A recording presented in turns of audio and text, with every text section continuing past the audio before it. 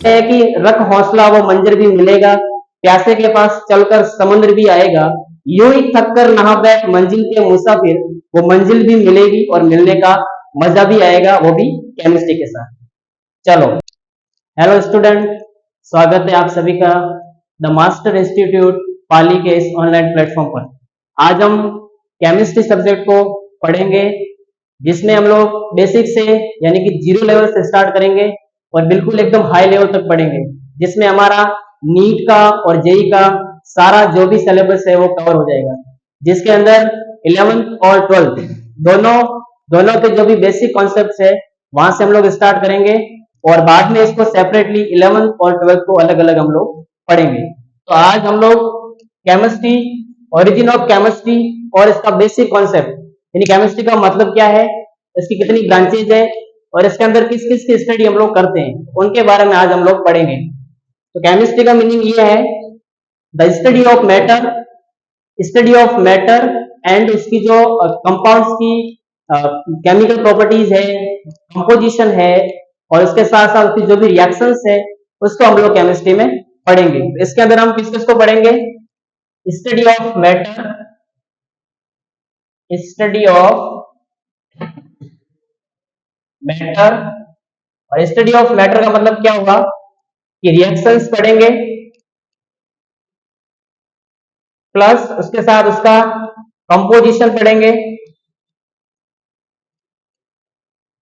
उसके साथ साथ इसमें स्टडी करते हैं हम लोग उसकी स्ट्रक्चर, यानी कि ये तीन कॉन्सेप्ट है। रिएक्शंस पढ़ेंगे, केमिस्ट्री की ऑल रिएक्शंस, केमिस्ट्री का कंपोजिशन और केमिस्ट्री की स्ट्रक्चर क्या क्या है वो हम लोग केमिस्ट्री में पढ़ते हैं। फर्दर यदि केमिस्ट्री की ब्रांचेस की बात करें, वैसे तो केमिस्ट्री की ब्रांचेस बहुत ब्रॉड है, बहुत ज्यादा है, लेकिन अपने 11th 12th को ध्यान में रखे, उनके सिलेबस को अपन में ध्यान रखे, तो उसके अकॉर्डिंग जो केमिस्ट्री की ब्रांचेज है वो तीन ब्रांचेज है। केमिस्ट्री की कितनी ब्रांचेज है, तीन। कौन कौन सी ब्रांचेज है वो तीन, पहली है फिजिकल केमिस्ट्री, दूसरी है ऑर्गेनिक केमिस्ट्री, तीसरी है इनऑर्गेनिक केमिस्ट्री। अच्छा, ऑर्गेनिक, इनऑर्गेनिक और फिजिकल तीनों ही नाम अपने सामने। अब तीनों का मीनिंग क्या है, फिजिकल में क्या पढ़ेंगे, ऑर्गेनिक में क्या पढ़ेंगे और इनऑर्गेनिक में क्या पढ़ेंगे, ये तीनों के तीनों पोर्शन अपने 11th 12th में अलग अलग दे रखे हैं, तो अपन इन तीनों के बारे में पढ़ना है। तो सबसे पहले फिजिकल, फिजिकल में हम लोग कॉन्सेप्ट ऑफ फिजिक्स, जो भी फिजिक्स के कॉन्सेप्ट होते हैं उसको हम लोग फिजिकल में पढ़ते हैं। उसके अलावा ऑर्गेनिक में मेनली जो भी कार्बन कंटेनिंग कंपाउंड्स होते हैं, जो भी कार्बन कंटेनिंग कंपाउंड्स होते हैं उसको हम लोग ऑर्गेनिक में पढ़ते हैं। इनऑर्गेनिक में कार्बनिक कंपाउंड के अलावा कोई भी मिनरल्स है या कोई विटामिन है या ऐसा कुछ है ऑर्गेनो मेटालिक कंपाउंड्स, उनकी स्टडी वो हम लोग इनऑर्गेनिक केमिस्ट्री में करते हैं। यानी कि फिजिकल वाला जो पोर्शन है वो as a physics, as a mathematics concept base पे आधारित है, और जो ऑर्गेनिक वाला है वो कंप्लीट कार्बन कंटेनिंग कंपाउंड्स, या हो सकता है उसके अंदर हाइड्रो, उसे कह सकते हैं हाइड्रोकार्बन कंपाउंड्स, वो पढ़ेंगे इसमें। और इनऑर्गेनिक में है जो पूरा इनऑर्गेनिक वाला पोर्शन है वो हम लोग इसमें पढ़ेंगे। तो आज हम वन बाय वन स्टार्ट करेंगे। सबसे पहले जो आज पढ़ेंगे वो पढ़ेंगे ऑर्गेनिक केमिस्ट्री। फिजिकल समझ गए, ऑर्गेनिक समझ गए, इनऑर्गेनिक समझ गए, तीनों का मीनिंग समझ गए। यदि मीनिंग में लिखूं एक बार तो इसमें होता है फिजिक्स कॉन्सेप्ट, इसके अंदर होता है कार्बन कंटेनिंग कंपाउंड, क्या होगा कार्बन, या कह सकते हैं हाइड्रोकार्बन, दोनों साथ में लिख देते हैं, हाइड्रो कार्बन पढ़ेंगे। इसके अंदर इसके अलावा जो भी बच्चा है, इसके अलावा जो भी अपने पास पीछे रह गया है, जैसे मिनरल्स हो गया या अदर जो भी पीरियोडिक टेबल के अदर जो भी एलिमेंट्स हैं वो सारे इसमें हो गया, या फिर ऑर्गेनो ऑर्गेनिक या organo metallic, organo metallic compound, organo metallic compound minerals इसमें पढ़ेंगे इनऑर्गेनिक में, ऑर्गेनिक में हाइड्रोकार्बन, फिजिकल में फिजिक्स कॉन्सेप्ट होगा वो सब पढ़ेंगे। आज हम सबसे पहले स्टार्ट करेंगे ऑर्गेनिक, क्योंकि ऑर्गेनिक जो पोर्शन है वो बहुत ज्यादा इंपॉर्टेंट है। ऑर्गेनिक के अंदर कॉन्सेप्ट भी होते हैं और ऐसी कॉन्सेप्ट है जिसको याद भी अपन को रखना पड़ता है, लेकिन फिजिकल में सारा का सारा मैथमेटिकल पोर्शन है तो इसको हम समझ सकते हैं। और इनऑर्गेनिक में जो भी है वो मेनली कॉन्सेप्ट चीजें बहुत कम है, इसको अपन को याद रखना पड़ता है। इसके अंदर याद भी रखना है, कॉन्सेप्ट भी है। इसके अंदर मेनली मैक्सिमम कॉन्सेप्ट है, याद बहुत कम रखना पड़ रहा है, इसमें मैक्सिमम पोर्शन याद रखना पड़ता है। तो ये जो ऑर्गेनिक है वो ज्यादा वेटेज रखता है अपने 11th 12th के सिलेबस में। तो आज हम बेसिक से ऑर्गेनिक स्टार्ट करेंगे। सबसे पहले ऑर्गेनिक के बारे में पढ़ेंगे।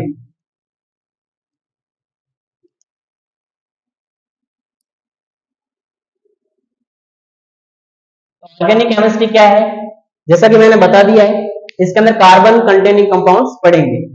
यानी कि इसमें स्टडी किसकी होगी, यदि इसकी डेफिनेशन लिखे तो स्टडी ऑफ हाइड्रोकार्बन। अब हाइड्रोकार्बन क्या होता है, हाइड्रोजन और कार्बन से जो भी मिला हुआ उसे हाइड्रोकार्बन कहते हैं। इसके अलावा और कौन हो सकता है, some part of hydrocarbon derivative, यानी कि जो हाइड्रोकार्बन से विकसित होता है, हाइड्रोकार्बन से बनता है, वो हो सकता है, और मेनली हाइड्रोकार्बन होता है। यदि इसको एक रिएक्शन के माध्यम से समझे हम लोग, जैसे ये CH4, ये मेथेन है, CH4 ये हाइड्रोकार्बन है, ये कार्बन है अपना और ये हाइड्रोजन है। इसका स्टडी कर रहे हैं हम लोग।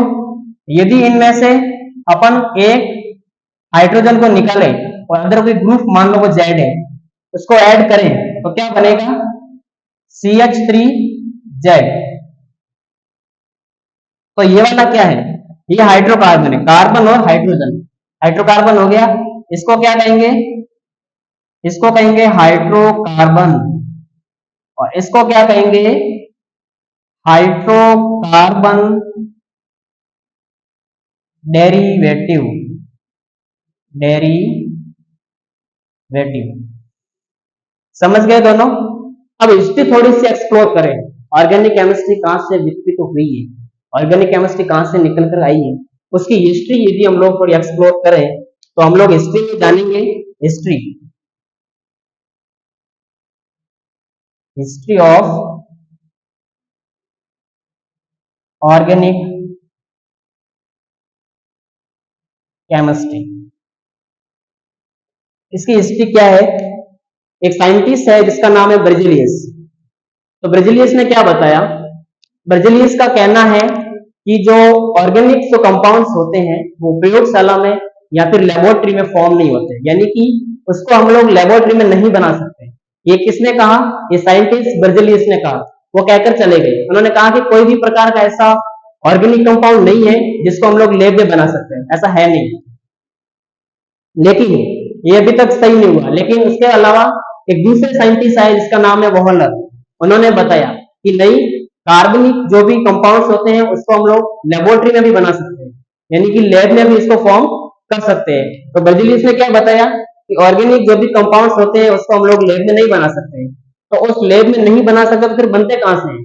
तो अकॉर्डिंग टू बर्जिलियस, उनके अकॉर्डिंग ये कहना है उनका कि ये जो होते हैं अपने बॉडी से बनते हैं, अपना शरीर है, अपना बॉडी है, अपने आप ऑर्गेनिक कंपाउंड्स बनाते हैं। हमारे बॉडीज में देवी देवताएं होते हैं, भगवान होते हैं, और वो हम लोगों को हमारे लिए वो ऑर्गेनिक कंपाउंड्स बनाते हैं। और उस सिद्धांत को उसने जैवीय शक्ति सिद्धांत का या फिर डिवाइन पावर का बाद में। लेकिन उसके बाद में वॉलर नामक साइंटिस्ट आए, उन्होंने कहा कि नहीं, ऐसा तो नहीं है। उन्होंने प्रयोग किया और ये प्रूव किया कि नहीं, ये जो ऑर्गेनिक कंपाउंड्स होते हैं इनको हम लोग लैब में भी बना सकते हैं। कैसे, देखते हैं अभी। तो ब्रिजिलियस के अकॉर्डिंग तो हम जानते हैं, ब्रिजिलियस ने क्या बताया, ब्रिजिलियस ने तो कहा कि नहीं बना सकते, जो भी ऑर्गेनिक कंपाउंड है उसको हम लोग लैब में नहीं बना सकते हैं। लेकिन उसके बाद में कौन आया, वॉलर। वॉलर का कहना है कि इसको हम लोग लैब में बना सकते हैं, फॉर्म या मेक इन लेबोरेटरी। इसमें हम लोग बना सकते हैं। और इन्होंने प्रिंसिपल दिया एक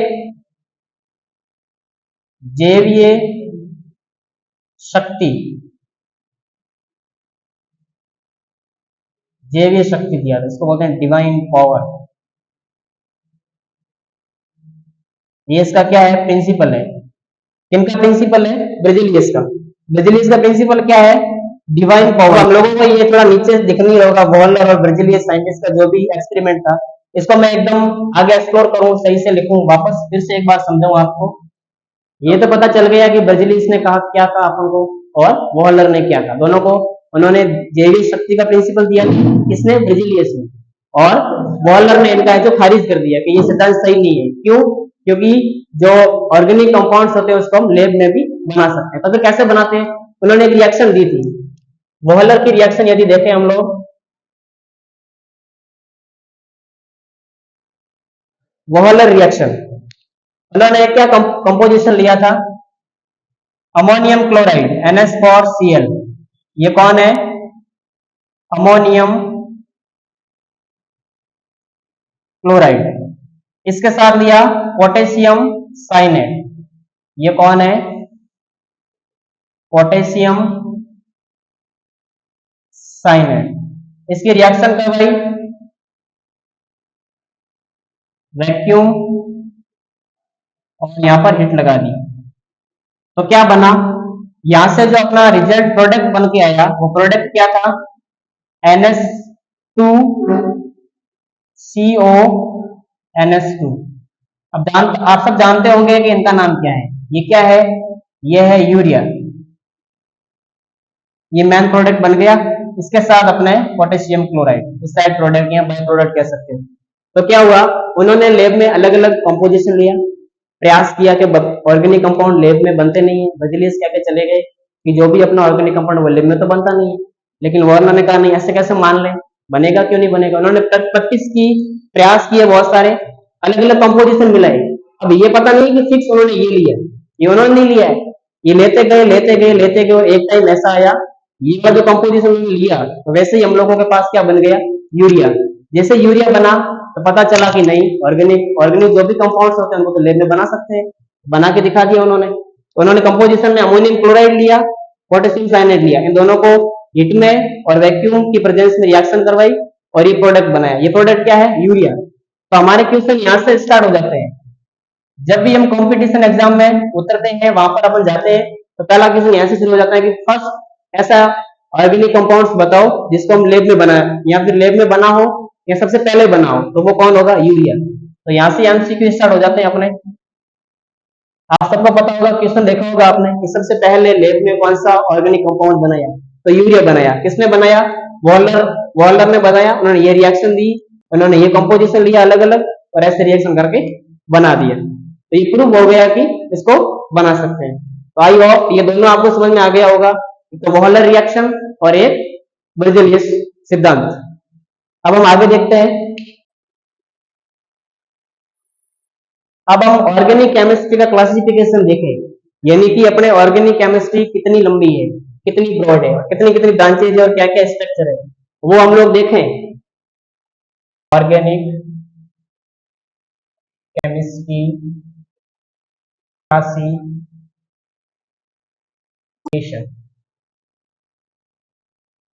या इसको बोल सकते हैं, और क्या बोल सकते हैं, ऑर्गेनिक केमिस्ट्री नहीं बोले तो इसको बोल सकते हैं ऑर्गेनिक कंपाउंड्स।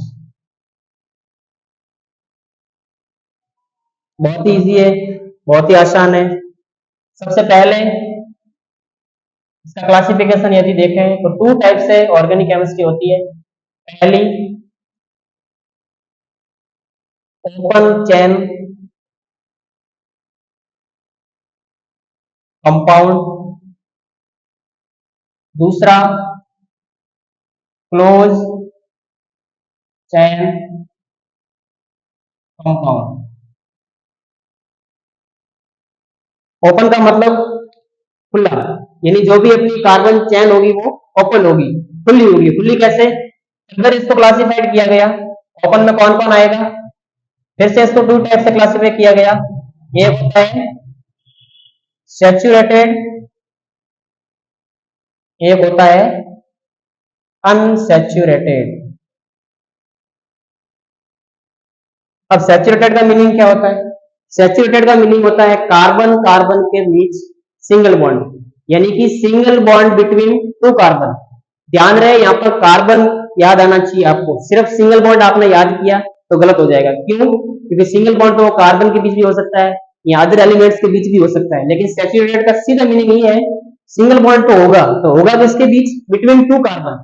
डेफिनेशन में ऐसा ही आता है। यदि आप क्वेश्चन सॉल्व करोगे तो वहां पर लिखा हुआ है कि सिंगल बॉन्ड, सिर्फ सिंगल बॉन्ड नहीं, सिंगल बॉन्ड सिर्फ सिंगल बॉन्ड सही नहीं होगा। क्यों नहीं होगा? क्योंकि सिंगल बॉन्ड तो किसी के बीच भी हो सकता है, तो वो सब सैचुरेटेड हाइड्रोकार्बन या सैचुरेटेड ऑर्गेनिक कंपाउंड नहीं होगी। तो सैचुरेटेड का मीनिंग यही है, कार्बन कार्बन के बीच सिंगल बॉन्ड।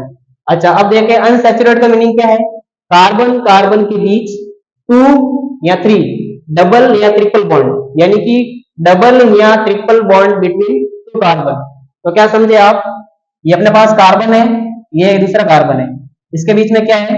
सिंगल बॉन्ड, तो ये हो गया सैचुरेटेड। उसके अलावा अनसैचुरेटेड देखें तो ये अपना कार्बन है, ये कार्बन है, इसके बीच में डबल बॉन्ड हो गया, या फिर वो हो सकता है कार्बन कार्बन के बीच ट्रिपल बॉन्ड।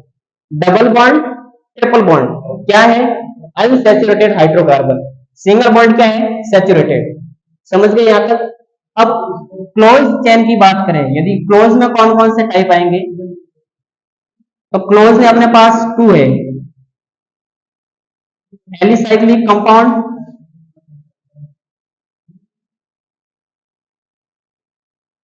और दूसरा है, ये पहला इधर मैं लिख दूं, दिख नहीं होगा आपको इधर साइड, और दूसरा मैं नीचे इसके लिखूं यदि, तो वो है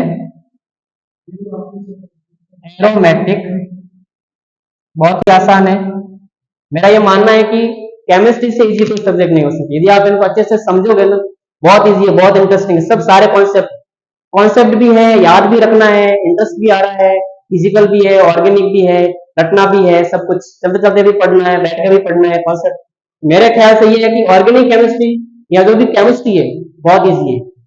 कहते हैं कि रख हौसला वो मंजर भी मिलेगा, प्यासे के पास चलकर समुद्र भी आएगा, यूं ही थक कर नहा बैठ मंजिल के मुसाफिर, वो मंजिल भी मिलेगी और मिलने का मजा भी आएगा, वो भी केमिस्ट्री के साथ।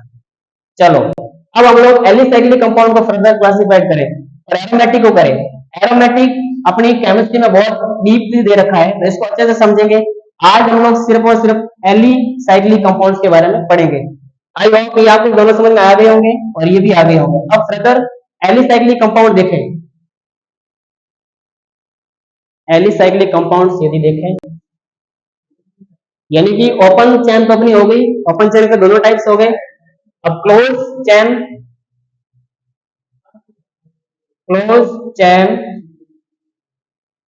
कंपाउंड और क्लोज चैन कंपाउंड में कौन है?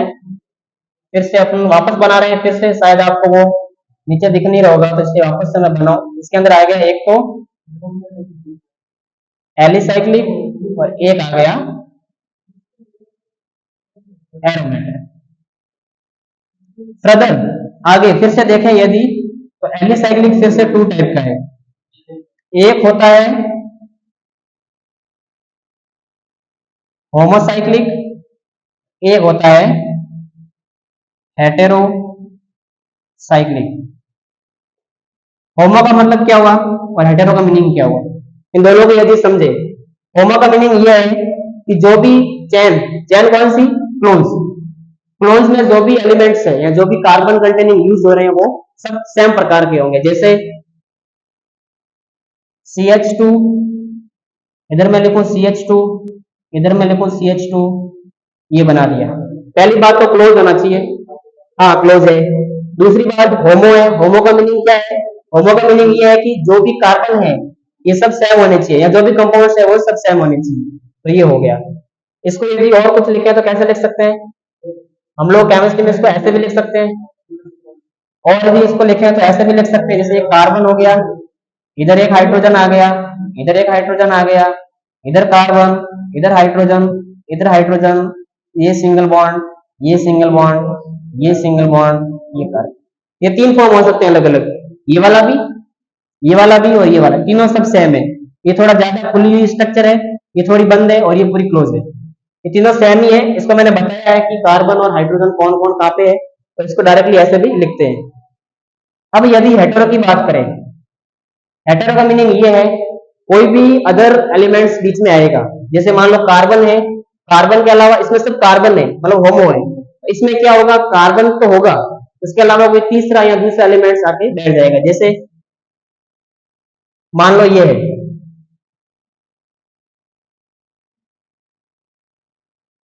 यहाँ पर क्या है, कार्बन कार्बन कार्बन कार्बन, लेकिन यहाँ पर क्या है, ऑक्सीजन, मतलब ये विषम परमाणु आ गया, दूसरा एलिमेंट्स आ गया, तो इसे क्या बोलेंगे, हेटेरो। और इसका नाम क्या है, THF, टेट्रा हाइड्रोफ्यूरन। इसमें क्या हो गया, यहाँ पर ये हो गया, ऑक्सीजन आ गया, कार्बन तो था, कार्बन के अलावा कौन आ गया, ऑक्सीजन आ गया। एक और एग्जांपल ये हो सकता है, या आप कितने भी एग्जांपल दे सकते हो इसके, जिसमें कोई दूसरा एलिमेंट्स आ जाए कार्बन के अलावा, तो वो हो गया हेटेरो। इसका नाम है इपोक्साइड, इससे बोलेंगे इपोक्साइड। तो होमो और हेटेरो दोनों क्लियर हो गए होंगे। अब हम लोग एरोमेटिक की ओर जाएंगे। एरोमेटिक पढ़ने से पहले मैं एक और आपको कॉन्सेप्ट बता दूं बीच में थोड़ा सा। ऐसा वर्ड है जिसका बार बार यूज होगा, इसका मीनिंग पहले से समझ लें ताकि पता चलेगा कि बार बार यूज हो रहा है, उसका मीनिंग क्या है। जैसे एक वर्ड आएगा आपके, किरेल कार्बन,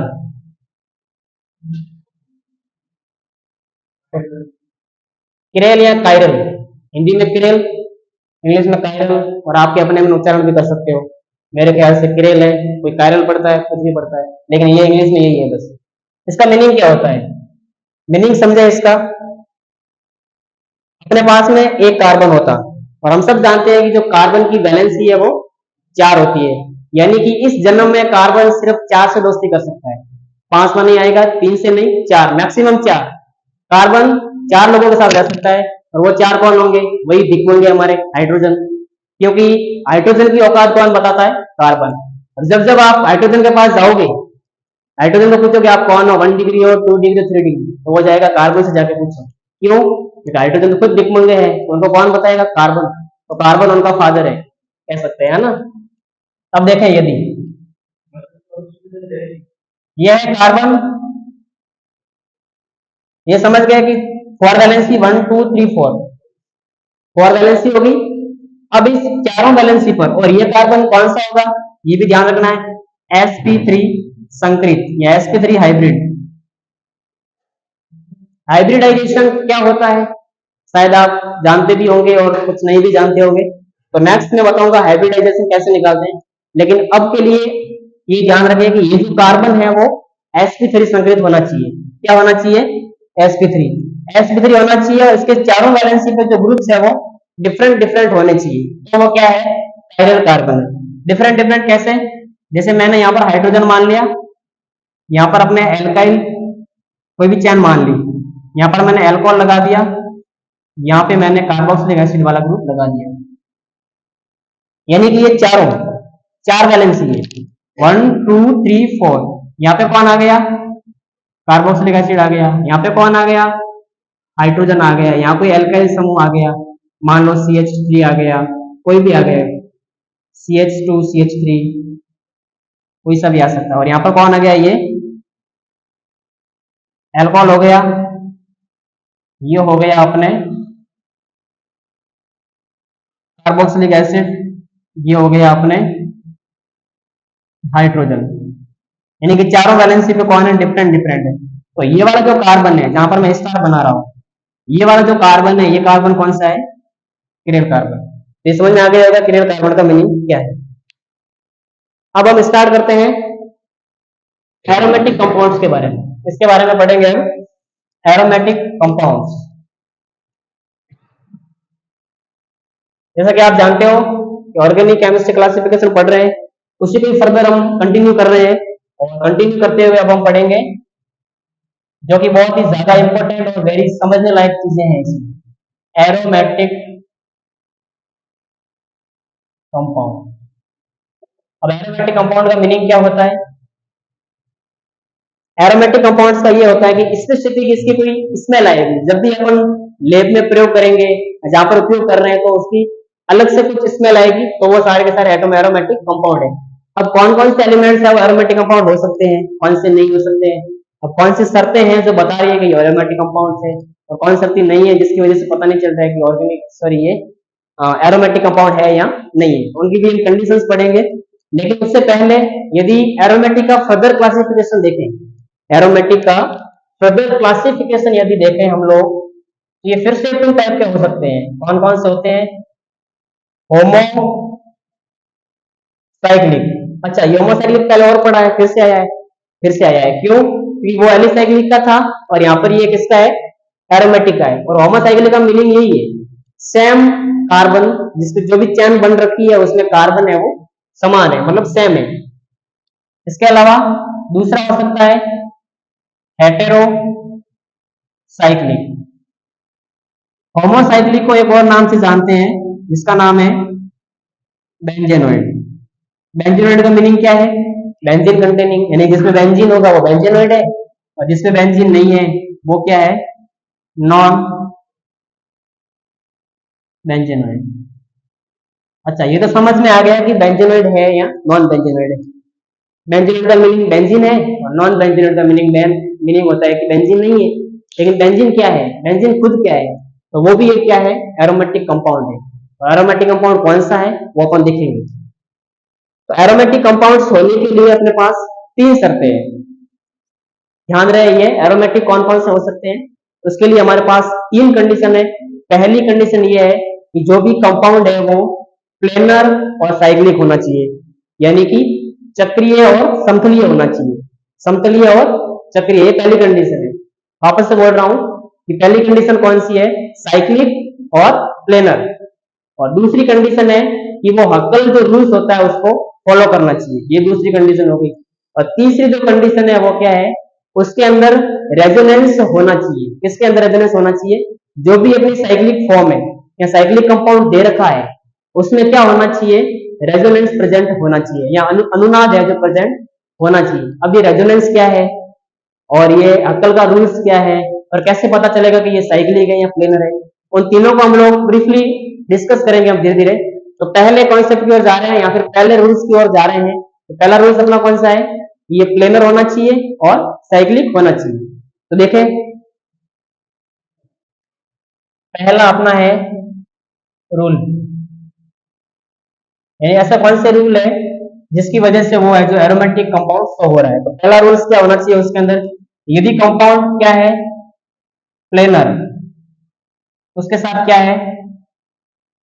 साइक्लिक, तो वो किस में जाएगा? एरोमेटिक कंपाउंड होगा। अब कंडीशन ये है कि साइक्लिक तो दिखने में लग जाएगा, साइक्लिक फॉर्म में बना हुआ है। जैसे मान लो मैं ये बना रहा हूं, ये मान लिए ऐसा है, मान लो, तो ये दिखने में तो क्या है? साइक्लिक दिख रहा है, दिखने में लग रहा है कि साइक्लिक है, लेकिन पता नहीं चल रहा है प्लेनर कैसे पता लग रहा है? प्लेनर का देखने से पता नहीं चलता है। प्लेनर यदि निकालना है तो अपन को हाइब्रिडाइजेशन निकालना पड़ेगा। यदि हाइब्रिडाइजेशन में कार्बन का जो हाइब्रिडाइजेशन है वो sp2 है, कौन सा है? sp2 है, तो वो कौन सा होगा? प्लेनर होगा। और साइक्लिक तो दिखने में पता चल रहा है ये साइक्लिक है, तो प्लेनर की कंडीशन पढ़ेंगे। प्लेनर होने के लिए क्या होना चाहिए? कार्बन कार्बन sp2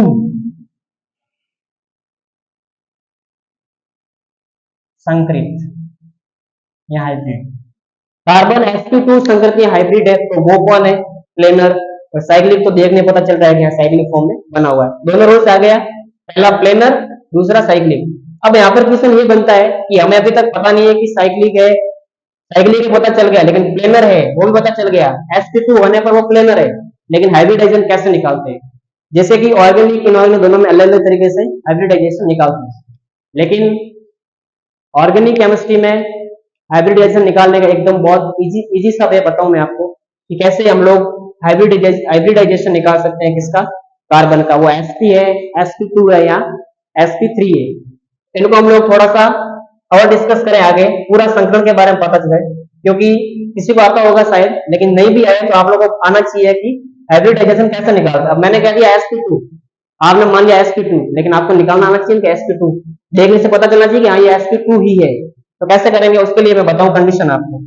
बिल्कुल इजी है, बहुत आसान है, सब अलग अलग वे में समझाते हैं, लेकिन मेरा तो एक ही है, बस एक सिंपल सा वे है जिसमें नो फॉर्मूला कुछ नहीं, बस आंखों आंखों में देखना है और हाइब्रिडाइजेशन निकल जाएगा।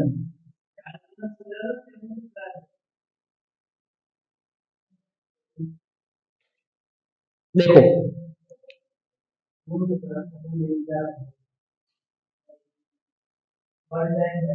संकरण, अब काफी काफी टाइम से मैं इंग्लिश लिख रहा हूँ, तो इस बार मैंने हिंदी लिखी है, क्योंकि हिंदी इंग्लिश दोनों पढ़ा रहा हूँ ना। इंग्लिश में बोलते हैं हाइब्रिडाइजेशन, और अपना संकरण कैसे निकालते हैं देखो। आप सबको पता होगा पाई और सिग्मा बॉन्ड के बारे में, पाई बॉन्ड क्या होता है और सिग्मा बॉन्ड क्या होता है। यदि मैं बताऊं पाई बॉन्ड क्या है, जैसे मान लो ये एक बॉन्ड है, ये दूसरा बॉन्ड है, ये वाला बॉन्ड हो गया, ये कौन सा बॉन्ड है, ये सिग्मा बॉन्ड है। क्यों, ये मजबूत है, देखो यहाँ पे मैंने कुछ लगा दिया, यहाँ पे चिपका दिया ऐसे, तो बहुत मजबूत मजबूत से चिपकेगा, टूट नहीं सकता। ये कौन सा बॉन्ड है, sigma, sigma strong bond sigma.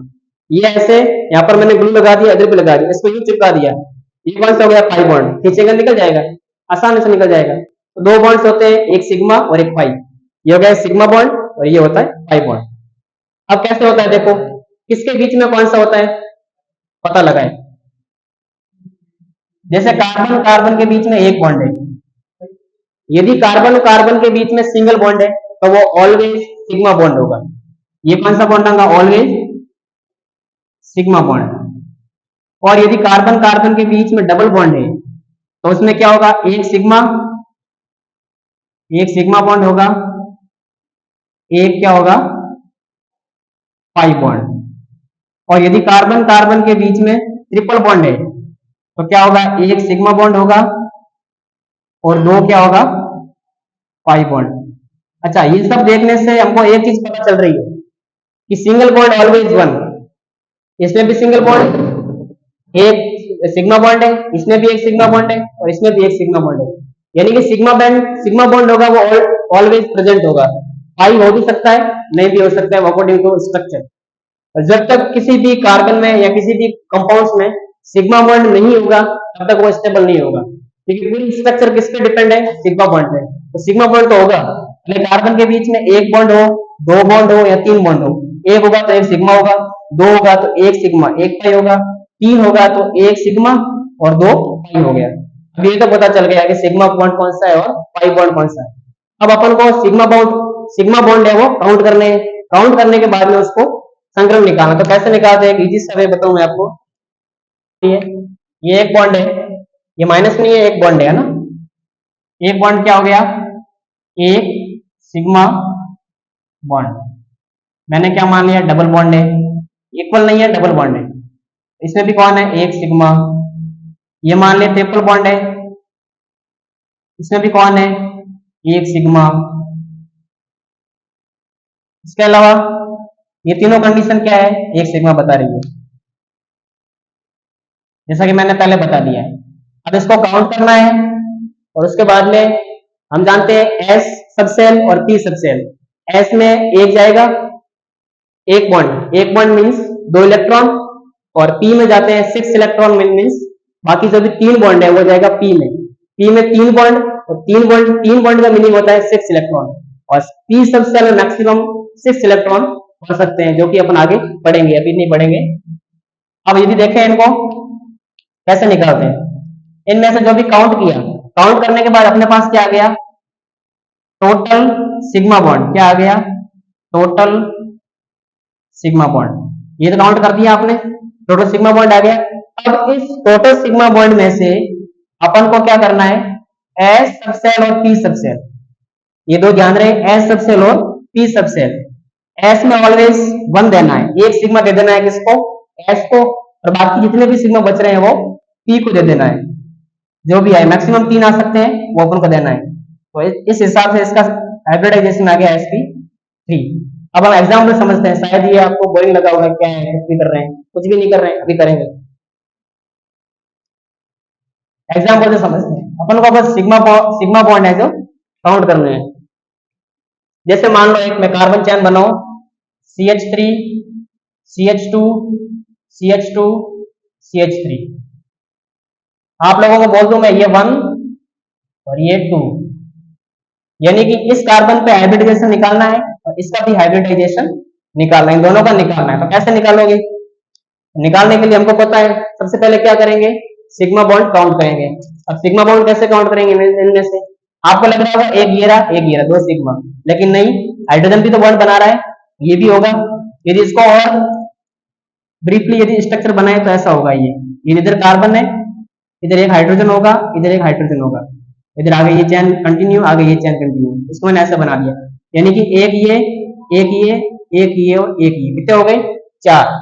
इसके अंदर कितने हो गए? 4 सिग्मा। अब अपने पास क्या आ गया? 4 सिग्मा आ गया। और 4 में से अपन को एस को हमेशा 1 देना है, बाकी जितने भी बच रहे हैं उसको पी को देना है। तो इसमें कितना जाएगा? एस में चलेगा 1, बाकी कितने रह गए? 3 जाएगा पी में, ये हो गया 3। और इसको हम लिखें तो क्या हो गया? S P 3। sp3 निकल के आ गया, sp3 निकल के ये आ गया। अब इसका इधर निकालना है, इसका भी sp3 आएगा। कैसे आएगा? ये कार्बन, इधर भी एक हाइड्रोजन है, इधर भी एक हाइड्रोजन है और इधर भी एक हाइड्रोजन है, 1 2 3 4, इसमें भी 4 सिग्मा है। 4 सिग्मा का मीनिंग क्या हुआ? 1 जाएगा एस में, 3 जाएगा पी में, इसका क्या बन गया? sp3। अच्छा, ये तो हो गया। अब हमारे मन में डाउट ये है, ये तो सिंगल बॉन्ड है, पता चल गया ऐसे। यदि कार्बन कार्बन के बीच डबल या ट्रिपल बॉन्ड हो जाए तो क्या करना है, वो देखते हैं हम लोग। ये तो आपको समझ में आ गया होगा एग्जांपल के रूप में कि हाइब्रिडाइजेशन कैसे निकालते हैं। इसके अलावा कोई रूल्स नहीं है, कोई आपको फॉर्मूला याद नहीं करना, बस ऐसे निकालना है, काउंट करना है और एक एस को देना है, बाकी पी को देना है। एस को ऑलवेज 1 देना है, क्यों? क्योंकि एस में एक ही जाएगा, एक ऑर्बिटल में 2 इलेक्ट्रॉन जा सकते हैं मैक्सिमम, और एक बॉन्ड में 2 इलेक्ट्रॉन होते हैं। एक बॉन्ड का मीनिंग क्या है? 2 इलेक्ट्रॉन, एक वो देगा एक ये देगा, 2 बन जाएगा। दूसरा एग्जांपल, यदि ये तो सैचुरेटेड हाइड्रोकार्बन हो गया, यानी कार्बन कार्बन के बीच में सिंगल बॉन्ड वाला हो गया। अब एग्जांपल डबल बॉन्ड वाला भी हो सकता है और ट्रिपल बॉन्ड वाला भी हो सकता है, तो उसमें भी तो हाइब्रिडाइजेशन निकालना पड़ेगा। उसमें कैसे निकालेंगे? इधर आओ, CH2 डबल बॉन्ड CH3, ये हो गया एग्जांपल। अब इसमें निकालना है, एक तो इसका निकालना है, मैं इसका बना रहा हूं, एक निकालना है अपन को इसका। इन दोनों का हाइब्रिडाइजेशन निकालना है, तो कैसे निकालेंगे? देखो इधर ये कार्बन है, इसके पास 2 हाइड्रोजन है, एक हाइड्रोजन ये रहा, एक हाइड्रोजन ये रहा, ऐसे हो गया। उसके बाद में क्या है? डबल बॉन्ड है, हो गया अपना कंप्लीट, स्टार बना दिया मैंने। अब यहां पर इसका हाइब्रिडाइजेशन निकालना है, तो कैसे निकालेंगे?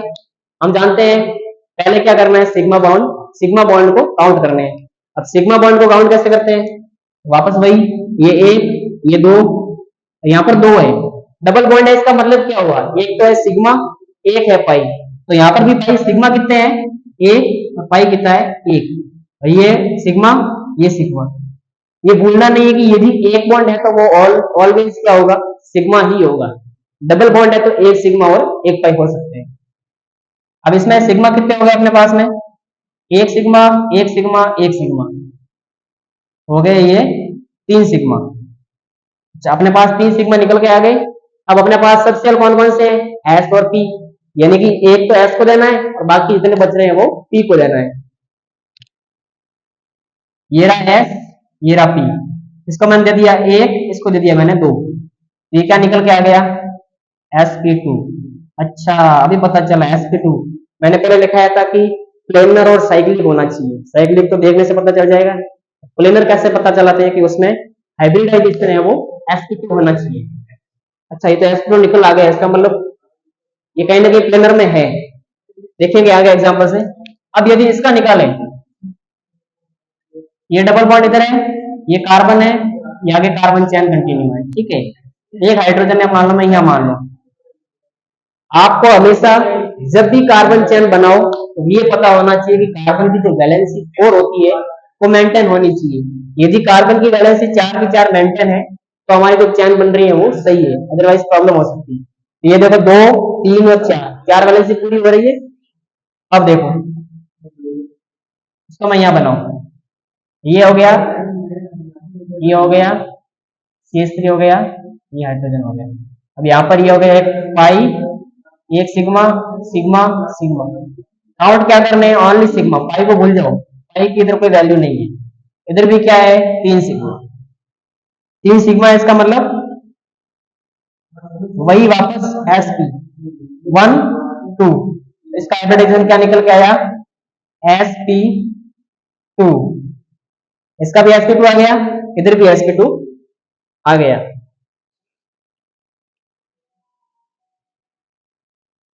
ये पहला हो गया हाइब्रिडाइजेशन कैसे निकालते हैं।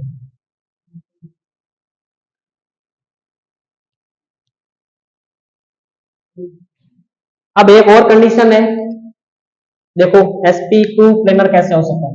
अब अपन को निकालना आ गया कि sp2 हाइब्रिडाइजेशन sp2 होना चाहिए, ये तो पता चल गया। अब देखो मान लो ये है,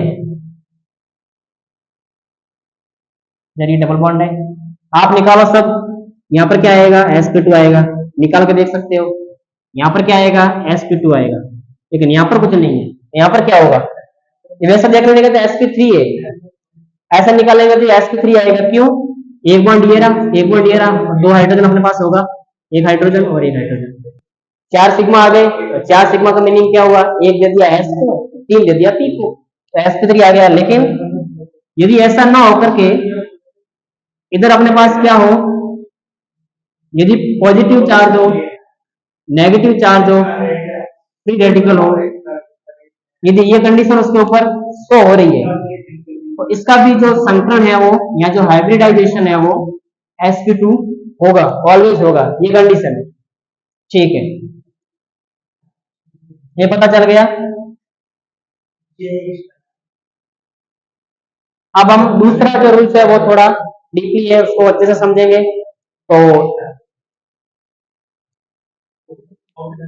अगला रूल्स है, एक पढ़ा है हमने प्लेनर और साइक्लिक का, दूसरा होगा वो आप लोग नेक्स्ट क्लास में देखेंगे और अच्छे से समझेंगे। क्यों, क्योंकि वो बहुत ज्यादा इंपॉर्टेंट है, ये तो देखने पता चल गया, वो थोड़ा डीप है, तो उसको हम लोग नेक्स्ट क्लास में देखेंगे। तो धन्यवाद आप सभी का, राधे राधे।